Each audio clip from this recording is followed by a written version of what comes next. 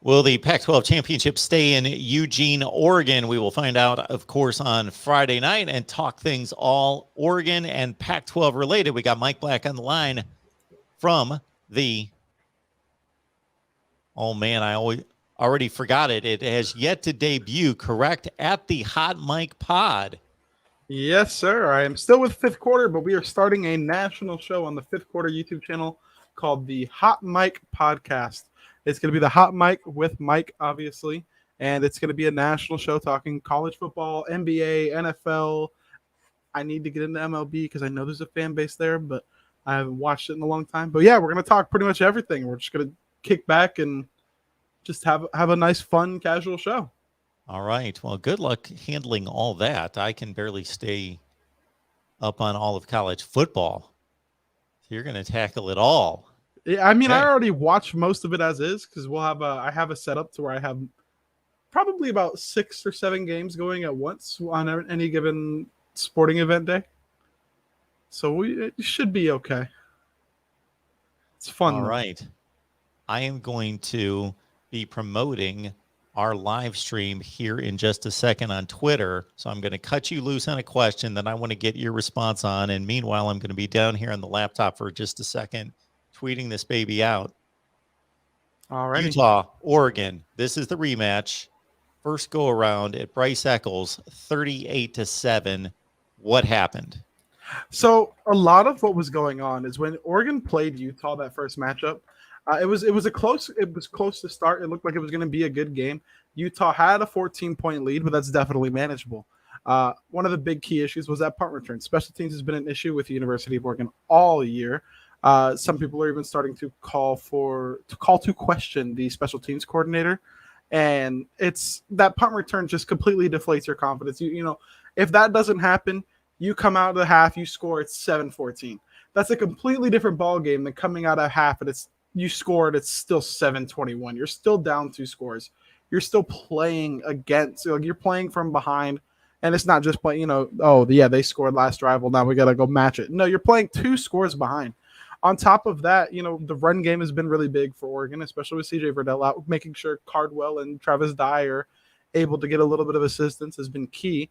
But your 2 wide receivers that went down, Jalen Wright and Johnny Johnson, happen to be your best blocking wide receivers, and DJ Johnson went down, the tight end, the best blocking tight end, albeit they're not offensive linemen. I understand that, but having your best blockers on the outside and your blocking tight end unavailable is going to really hamper the run game, and that was really echoed in the play calling and how many touches that the running backs got. The running backs didn't get a lot of touches. Travis Dye saw success some when he ran the ball, but they didn't keep going back to it because you have these young wide receivers, these young tight ends who maybe don't have all the blocking schemes down correctly, and they're not prepared for this, and they weren't expecting to lose their 2 most veteran players on the offense for the rest of the year in that game. So it was really hard for them, and then the defense just collapsed within itself. Everything seemed to go wrong at the same time, and it was just a terrible game plan. I put that not just on coaching, not just on the players, but all of them. The coaches didn't have the players ready. The players weren't pushing through the adversity. It was a really bad showing, but I expect a completely different matchup this go around. And that's what usually happens when you've got a couple teams get together for a second time that are quality teams. Obviously, if one team is markedly better than the other, then they'll just beat them upside the head again. But this is certainly not the case. Oregon's probably the most talented roster and probably the best overall team in the Pac-12. Utah can certainly confirm their claim with a second win on Friday night. Oregon is I believe, 3-point underdog in a neutral site. How do you like the neutral site move of the Pac-12, which has obviously been played on home turf since it was first established around 2011 or 12?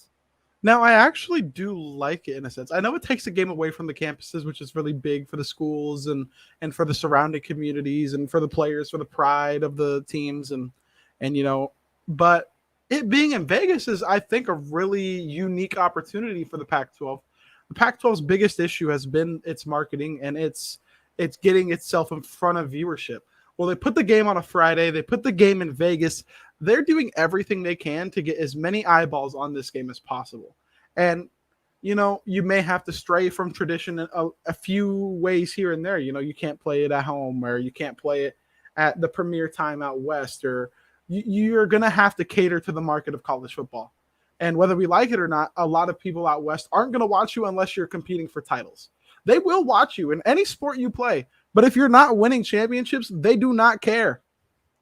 And obviously that's not the diehard Oregon fans on Twitter, or the USC fans on Twitter, or on Facebook, or on YouTube, or wherever they're at. But the casual fan, the average person out west, there's so many options for them. If you're not competing for titles, they're not going to watch.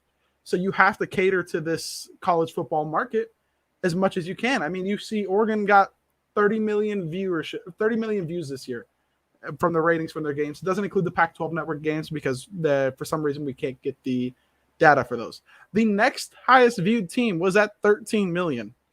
And that's because Oregon's games were mainly played on a East Coast friendly time period, and the rest of the conference were playing games on the Pac-12 after dark. There's a direct correlation with playing within the time frame of people in the eastern part of the country being able to watch the games. And it's not like they hate those teams. They would probably enjoy watching a Kyle Whittingham coached Utah team. They would probably really enjoy watching a now Lincoln Riley coached USC team, or some of the David Shaw teams have passed, or how this Washington State team is fighting through adversity, losing their coach and playing really well to end the season. There's so many, good storylines for them to follow, but they're not staying up till 2 a.m. to watch these games. There's no point in them doing that. And, you're going to have to cater to that. And with the game being in Vegas, you also get some people there who's like, oh, hey, I'm in Vegas. Why? Let's go catch this football game here. And I think it just adds to the atmosphere. I know it pulls away from the home crowds and someone having that major advantage, but I think it really is going to add some value to the conference, especially going forward.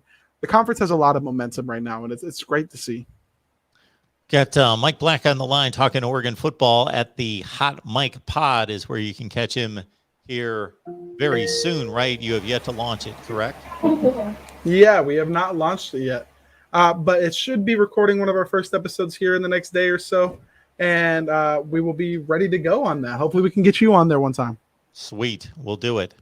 We will do it. And I will talk all those sports that you just mentioned pretty much if we can go circa like 1995. If you want a baseball expert circa 1995, I'm your guy. But if you want to talk anything that's going on right now, it could be a little dicey. See, I'm not big on baseball right now either. I got to get back into it. I do. My girlfriend, her actual occupation is literally shares a parking lot with Tropicana Field for the Rays. And so she's big into baseball. My family's big into baseball. I just always thought it was really boring. But that was because I played football and I played basketball. And I was like, okay, I understand how people can enjoy it. But in comparison to these two sports, why the hell would I ever want to watch? That was always my thought as a kid. It's like, I could go watch this guy dunk on this guy, or this guy lay this guy out, or I can go watch these two guys play catch for a majority of the game if they're good pitchers. Like, no, I don't want to watch that. I get it. But it's a beautiful sport. If you really embrace it, it's a beautiful game. I played it all the way up until I started playing football. And then I was like, okay, I'm done with this. But I'm also not, I'm not, the hand-eye coordinate, the technique type dude. I was just a big dude and I wanted to push people. That was my whole go-to, man. Well, Oregon, as we mentioned, did not push anyone around in its first meeting against Utah, but certainly pushed around some Buckeyes in one of the more impressive wins of the season to get that Pac-12 conversation started and going for the rest of the season. And Oregon single-handedly kept this conference relevant and in the college football playoff conversation. Well, that went away a couple weeks ago again at Utah. So we're not going to get to see the Ducks necessarily against one of the top 4 or 5 teams in the country in the playoff. They do have the opportunity to get to a Rose Bowl. Who knows? That matchup may be a rematch against Ohio State. I think people are buzzing about that. That would be a coup for the Rose Bowl, certainly. That said, unless they get a matchup like that, we, again, may not be able to see Oregon match up against one of the better teams in the country. But how good truly is this Oregon team if you're talking the elite tiers of college football? What do you think they're lacking? And how do you think they stack up against, if you would go on down the line, Georgia, Alabama, Michigan, Ohio State, whomever else? See, for this Oregon team, this question is really hard to answer because they'll show up one week and look like world beaters, and then the next week they'll look like the whole world could beat them. Like, for instance, just we've touched on this player many a times. Anthony Brown plays a very mediocre to bad game against Utah, goes up against Oregon State, throws on the run for a 50-yard touchdown right into the wide receiver's breadbasket. I don't know where that came from, but like, let's say he's playing like that all year, we could probably beat anybody in the country. It depends on what's going on with the team. There's a long injury list. Obviously, injuries are going to happen to any team. But if I truly had to try and gauge it, I do honestly think we're anywhere from that 3 to 7 range. And I don't think there's a big gap between any of those teams, 3 to 7. I think 1 and 2 you pretty much have with Georgia and Michigan right now. I wouldn't have Alabama 2. I'd have them in that 3 to 7 range as well. And there's a lot of teams there. And when they're all healthy and given the right circumstances, they could all beat each other. I think it would be really fun. And, it'll be interesting to see.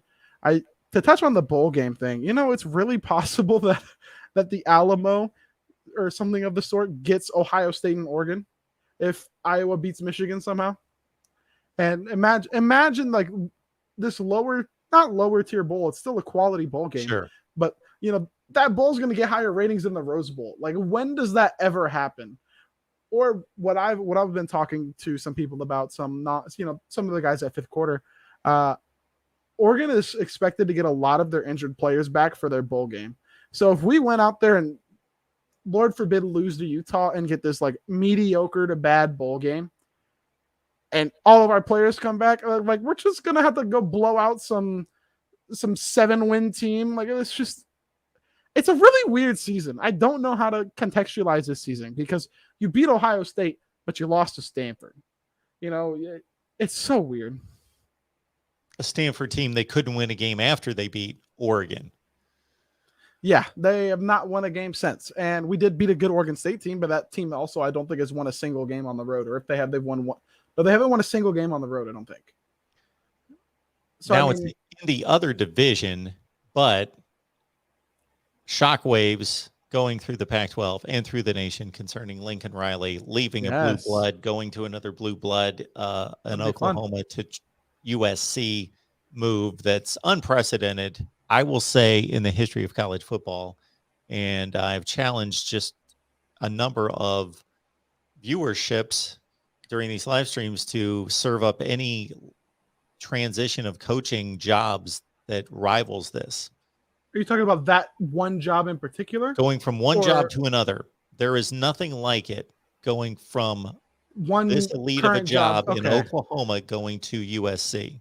I was about to say, because Urban Meyer kind of went to Ohio State, and that was big. But going from one job to another, I think the only argument you could even make would be Nick Saban from LSU to Alabama. Whoa. Let me clarify, because you missed on those two. So when I stated that, so I set out a challenge during a live stream a few days ago and said, I have been racking my brain, can't think of a similar move from elite program to elite program directly.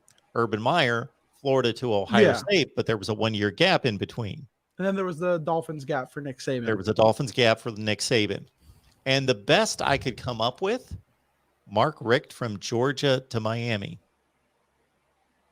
Yeah.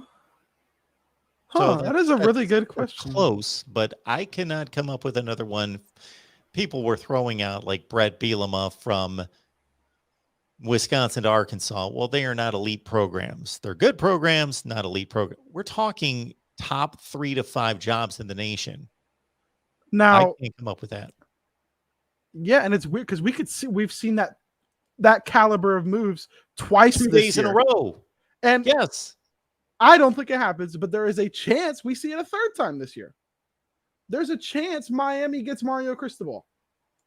I don't think it's going to happen. A very, very, very, very long shot. I don't think it's happening at all. But like the fact that it's even mentioned, it's like this is one of the more insane seasons since 2007 I have seen. I know I haven't been watching as long as you, Mark, but man, this has been wild. Which is another way of saying you're not as old as me. I get it, Mike. Not quite, but I'm younger than most people who get into this stuff right now. You knocked out one of my questions, which was going to be, is there a concern in the Oregon fan base? Okay. Not in the slightest. We're 2 weeks from signing day. If something was going to happen, don't you think it should have happened by now?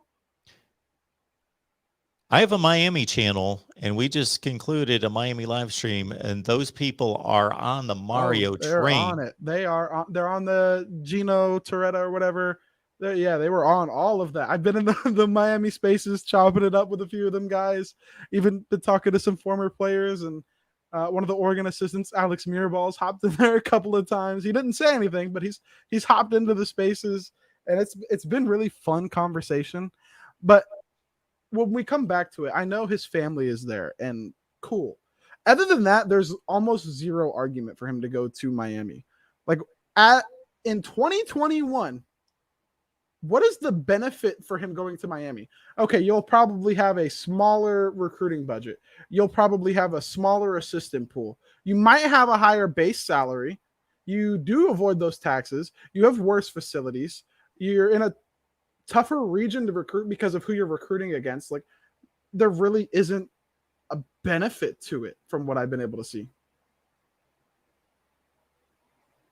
So to my original question, since we were headed in that direction before you brought up Mario, Lincoln Riley to USC, shockwaves going through college football, Oregon being the current best program in the conference. What is the response of Ducks fans? I absolutely love it. I am excited that there will be that matchup because you need that matchup. You need the Georgia, Alabama. You need what has been Ohio State, Penn State, but now might be Ohio State, Michigan again.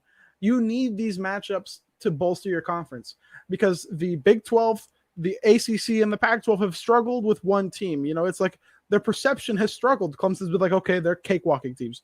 Oregon's been like, okay, they're cakewalking teams. Then they go lose to one of those cakewalk teams, but still. And then you have Oklahoma. They're cakewalking teams not named Kansas State. And having that premier matchup, also being on separate divisions, is great for the conference. That Pac-12 title game in a couple years, once Lincoln Riley gets things going, Mario Cristobal's got his teams rolling. It's just going to be amazing for the sport, amazing for the conference, amazing for TV networks. You'll have a game in the West Coast that everybody actually cares about now, and it'll be really fun to see. I'm excited for it, and I don't think the impact for Oregon recruiting-wise is going to be as massive as people think. I don't think they realize how much of a national recruiting Oregon has been doing, and a lot of their California kids are from Northern California as well. You have the San Diego guys we get, like Byron Cardwell, and a lot of players like that. And even when USC was in their heyday, Oregon was competing with them. I think Pete Carroll was one win above 500 against the University of Oregon. And, it's always been really competitive since Oregon's become a quality program. And I think it'll just be even better for the conference, especially now that Washington also, I think, made a fairly good hire. So, Mike, right now we are 2 weeks away from National Signing Day, the early signing period, December 15th. Right now, Oregon has the top-rated class in the Pac-12 and number 9 in the country, according to 247 Sports. 19 hard commits. Is there anybody out there, any kind of drama leading into signing day? The main, the one that's not certain on where he's going is Kevin Coleman Jr. He's been a pretty big question mark for most of the season for most people. I think USC should be able to get into that mix, and I think it's Florida State and Oregon as of right now. So it could end up being those three schools. I think Oregon has a really good shot with him. Cyrus Moss has been an Oregon lock. Bama's tried to make some pushes here, but I'm still not concerned there. A lot of the really big recruiting effects from obviously Lincoln Riley and Washington making their moves, it's going to be felt in 2023. It's 2 weeks until signing day. USC made a great hire, and they're going to get a lot of those Oklahoma guys like Malachi Nelson. They're going to get a lot of those players. But it'll still be interesting because they're going to, as much as he wasn't working out as the interim head coach, you're going to lose some guys for Dante Williams going wherever he goes. He's great at relationship building. Players love him, and it's believed he's going to Washington. And a few kids have already entered the transfer portal from USC. seemingly following Dante Williams. So it'll be interesting to see. Now, if USC somehow comes out and keeps Dante Williams, then that is going to be really scary for the entire country when it comes to recruiting, because Dante Williams and Lincoln Riley are two of the best recruiters in the country. We have Mike Black on the line. You can catch his podcast here very soon. It is launching days from now here, at the Hot Mike Pod. So catch Mike on Twitter and follow him from there. But you're going to attack just about everything on the sports landscape on this podcast. Yeah, so I really drew a lot of inspiration from the Pat McAfee show. Obviously, it's the one that appeals most to probably the younger audience when it comes to athletics, and I love the casualness of it. Now, this show will still be primarily college football based, but we'll still touch on everything else.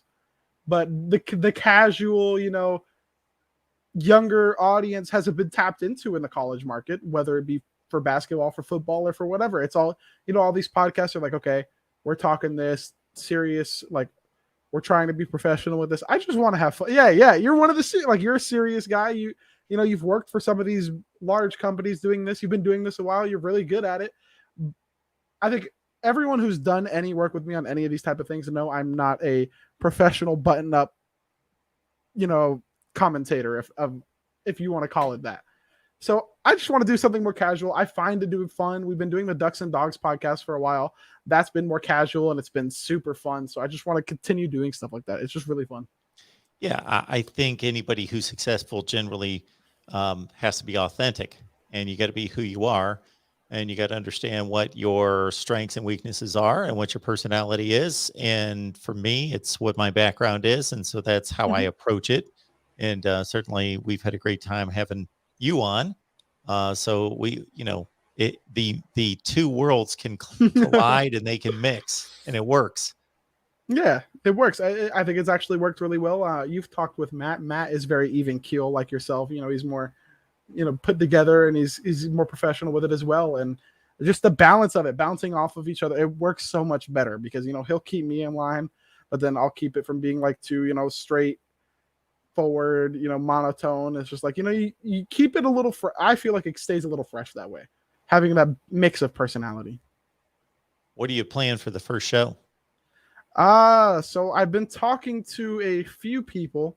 We're looking at having a mainly college football based first episode, because obviously that's where a lot of my following has come from, and that's where a lot of my connections are. Outside of the NBA, I have a few people I could talk to regarding that.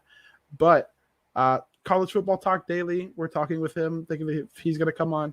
We're working on getting Josh Pate on there as well. I'm going to try and get yourself on there. It should be really fun. It should be a fun episode. All right. Again, we're talking Oregon football here with all of you. Please leave your comments and questions. Don't know how much longer we're going to be on here. Just wanted to catch Mike before the Pac-12 championship game to get his take on the Utes and the Ducks, especially considering the first result. And we've got Oregon at 10-2, Utah coming in at 9-3. There is some talk out there that I've heard that if Kyle Whittingham has a strong finish to this season, he may ride off into the sunset. Yeah, that's interesting. I don't know if I buy it. I'm on the fence in regards to that, but I mean, it would be huge. Obviously, the Pac-12 has gotten two really good coaching additions in Kalen DeBoer and Lincoln Riley, but Kyle Whittingham is a really good and really well-respected coach, and I don't know what would happen with that Utah job. It's obviously not as coveted as the USC job or even the Washington job or maybe even the Virginia Tech job that just got filled. So I don't know how. I would assume they'd promote from within, but it's really interesting because Kyle Whittingham's been one of the best coaches consistently in the Pac-12. Have you enjoyed the way this college football season has gone? For everyone but Oregon, yes. Okay. It's been really fun. I love seeing, Michigan, Ohio State being a game again and being fun and being competitive is great for the sport. It's amazing. And watching, somebody not named Alabama run through the SEC has been fun. Bama has struggled some, and they're not blowing teams out. There's been a lot of weird results, and a lot of teams we thought were going to be really good aren't really good. And it's the craziness you expect out of college football. It's the craziness we all love. 2007 was one of my favorite seasons. One of the first couple seasons that I really remember watching, and I loved it. Since the TV ratings just came out for the past college football weekend, and it being the last regular season weekend, a lot of lists were compiled of top 10 watched games and so forth. It's not astounding that Ohio State and Michigan was the highest rated game of the season. It's usually, even if they're not playing for a championship, one of the 2 or 3 highest rated every year. Mhm. But it's the gap between how many people watched that game. And I'm almost certain Alabama Auburn was number 2. And there was like, we're talking like a 30 to 40% gap between those two audiences. Yeah, and it's insane how huge that audience is, and a lot of it is alumni based. I believe for those Big Ten programs is they have huge alumni groups. Like there's a massive amount of alumni, and whether they actually went to the school or their parents went to the school or their sibling went to the school or their kids went to the school, it's just a huge reach for those programs, and it's really fun to see. And I heard that environment at the Big House was better than it's been in a long time. So, Mike, you made the comment a couple times early in the conversation that this is a good time for the Pac-12, exciting times for the Pac-12. Yes, I love it. Lincoln Riley, of course, is the headliner. Are you stating that for any other reason? Well, there's a lot of factors at play for this. So, obviously, there's a lot of talk about the playoff expansion, which is instantly good for the Pac-12. There's Lincoln Riley being hired. There's Kalen DeBoer and most likely Dante Williams going to Washington, making them, I believe that's a great head coaching hire, and I believe Dante Williams helps with the recruiting. I think that's a really good hire. And then the TV deal is up within the next year or two. So all this momentum, you have the big names coaching, you have most likely Spencer Rattler transferring to play quarterback at UCLA or Arizona State. You have these big names, these marketable names coming into the Pac-12 right as their TV deal is about to go up. Which the TV deal has been one of the main things hampering the Pac-12 for the past, 10 years. We thought it was a good deal when they renegotiated this one. Turned out to be terrible because they tried to do the Pac-12 networks by themselves, and then Larry Scott cuts the funding for the Pac-12 network a couple years after trying to do it by himself. And the Pac-12 network was going well; it was getting its feet off the ground, and then they cut the funding, and it's been really weird. So the money that the conference got wasn't great. But now with all the momentum, the Pac-12 basketball last year in the Sweet 16, the Pac-12 dominated the tournament. Now you got the Pac-12 coming in and getting Lincoln Riley. They got Kalen DeBoer and Dante Williams at Washington. They got Mario Cristobal at Oregon. You got David Shaw robbing Stanford of $9.5 million every year. You got Herm Edwards at Arizona State. You got Chip Kelly at UCLA. These are big names, marketable names in the Pac-12. And I think that TV contract is huge. And that, along with Lincoln Riley and all these other moves, have made it a really positive time for the Pac-12 right now.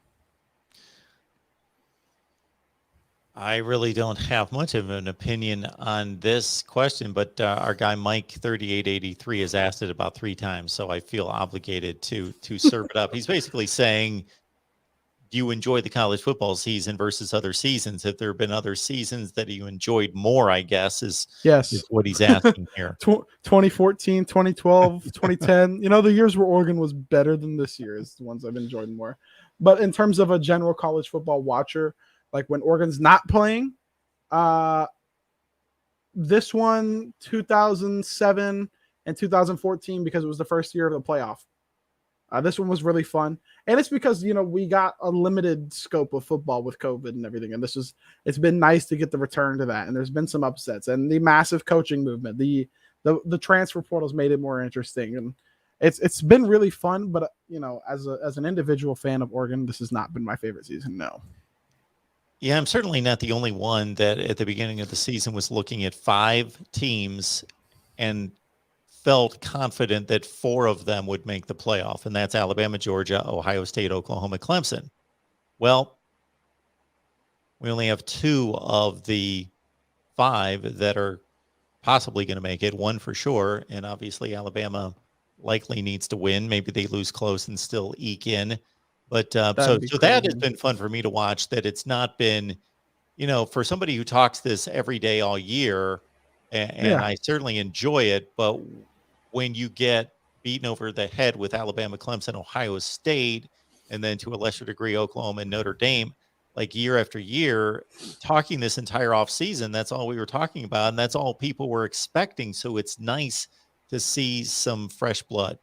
Yeah, it's been really fun, and there's been a lot of big time matchups too. A lot of highly ranked teams have been playing each other. A lot of it's been because they're in the same conference, whether it's the Big Ten or the SEC. But like Oregon went out to play Ohio State, Georgia played Clemson. Like there were marquee matchups. It seemed like every week, and it's been really fun to watch. Especially like when Wake Forest was undefeated and going and playing these teams. Like it's like, okay, are they going to lose or are they for real? Like what's going on here? Cincinnati playing Notre Dame, that was huge. There's been a lot of. I know there are big matchups every year, but I feel like they've been more unpredictable than typically. Typically, the big matchups are like, okay, this team's also good, but they're still probably about to get trounced because they're playing Alabama or because they're playing Ohio State. Like typically on 5 years ago, Oregon plays Ohio State in the regular season. It's like, okay, Oregon's a good team. They'll probably finish in the top 10, but Ohio State's probably about to beat them. And this year Oregon wins. Or for example, that USC Alabama game. Everyone thought that USC team would be good. They ended up being pretty good. Alabama trounces them like 52-3 or something like that. And the games have been competitive, and that makes it more enjoyable. So aside from the Pac-12 championship game and your rooting interest there, are you rooting this weekend? Do you want a certain outcome to happen? Yes, only because I feel like there is a very slim outside chance Oregon makes the playoff. Okay, let's hear this scenario. I need Iowa to win. Yep. I need Georgia to win. I need Oklahoma State to lose. I need Cincinnati to lose. Yep. And then we'd pretty much be in. That's a lot of losing. So if that scenario plays out, Georgia's in. Yep. And they're the only one who's in for sure. Yeah. Then there's a big debate. So you got Baylor at 11-2 with the conference championship. Oregon 11-2 conference championship. Iowa 11-2 conference championship. And Cincinnati only with one loss, but no conference championship. They're not getting in. Notre Dame 11-1. And Ohio State 10-2, no conference title. Michigan State 10-2, no conference title. But then Oregon has that win over Ohio State. Iowa has that win over Michigan. It'd be really interesting, and I think we'd have a chance. Sure, you would. I think we'd have a pretty good chance to at least get the 4th spot. If I could see Iowa above us because Michigan would probably be rated a little higher, but maybe because their loss was more recent, they wouldn't be, or I don't know how it would work, but I think that's our only chance at the playoff, and it's literally our only chance at the playoff is mayhem. Yeah, basically needing favorites to all lose. That to happen, and then the discussion, if I'm getting all this in, is 3 teams for 2 spots. Yeah. Yeah. I think we would most likely get picked over at Baylor. Baylor does not have a marquee win. They have good wins, really good wins. Oklahoma State's good, but the Utah win would look good at this point too because they're ranked 17th right now. Yeah. And then you have the Ohio State win. And you're also avenging your only loss. Throwback to 2014. We avenged our loss to Arizona and got in. Avenging your loss helps a lot. Which, again, Baylor would be doing the same thing, however. Mm-hmm. Yeah. It'd be interesting, and I think we would get in, but I don't think that happens, but I'm rooting for it to happen. I will root for it every day of the week. Yeah, and probably need Georgia to win decidedly. I think Alabama's still going to get a lot of play in that room of 13 people if they lose by a touchdown. Even though they've struggled like with everybody.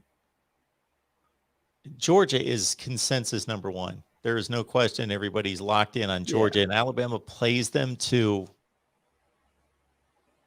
a close game.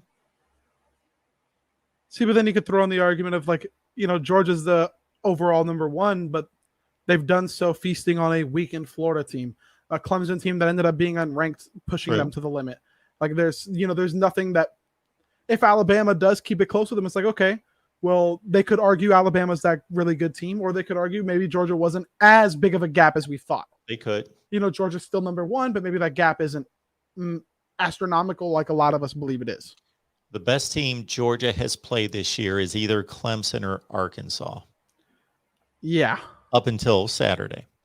Yeah, up until they play Alabama. Yeah. If Oregon played that schedule and, was about to play their Pac-12 title again, they'd probably be the ranked 8th coming into this week. Don't know how. They'd find a way, though. They'd be ranked 8th coming into the week. But it's also the quality of play. They're limiting teams to they're blowing 6 them points out. a game. they're blowing them out. Yeah. So it'd be interesting, and that's if it wasn't for that, I would be rooting for Michigan because I want to see obviously I like covering sports, and Michigan gets a little bit more interaction than Iowa will ever get. And I don't know, Oklahoma State, Baylor, neither of them move the needle for me. Cincinnati's been really fun to watch. I wish I could watch Notre Dame lose this weekend.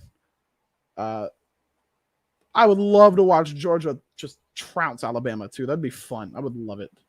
I'm excited for that September matchup between Oregon and Georgia to kick off the year. And I don't know if you share this opinion, but Notre Dame needs to decidedly be in the playoff. They should have to overplay their schedule because they don't play in a conference championship game. Mm-hmm. It should be clear cut. There should be there's no supporting argument for them getting in the playoff this year. The best team you beat is probably USC. Purdue. Yeah, it's someone like that. And Purdue's better than USC. That's their best win. I think that's their best win, right? Yeah, and they lost beat Wisconsin. Purdue or Wisconsin. Yeah, one of those teams. And it's just at that point, it's why? If we kept UCF out, why are we putting them in? It just wouldn't make sense because, I don't know. Especially if Cincinnati loses and they get knocked out. There's no way Notre Dame. How can Notre Dame be in with a worse record than Cincinnati and losing at home to Cincinnati by 2 scores? Mm-hmm. How do you put them in? And that game ended up closer than we all thought it was going to be too. It was looking bad to start off. Yeah. So it's really weird, and it's been a really interesting season. It's been really fun, and I love it. I'm just holding on to that thread, this little string of hope that Oregon makes the playoff. The string's about as big as that black line in between us. Oregon fans, college football fans, we appreciate you being here. We appreciate Mike being here. Catch him very soon on his new podcast at the Hot Mike Pod. And also want to remind everyone that we've got a USC channel. So that's the one that we're pumping right now. If you enjoy USC football, of course, but even if you're just here to support the voice of college football, we need to get that USC channel up to 1,000 subs. We appreciate you just in the last couple of days getting our Iowa channel to 1,000 subscribers. So we need to do the same with USC. So head on over there, and we've got some great content on USC. Mike, enjoy the championship weekend, and we will catch you soon, sir. Should be an easy win.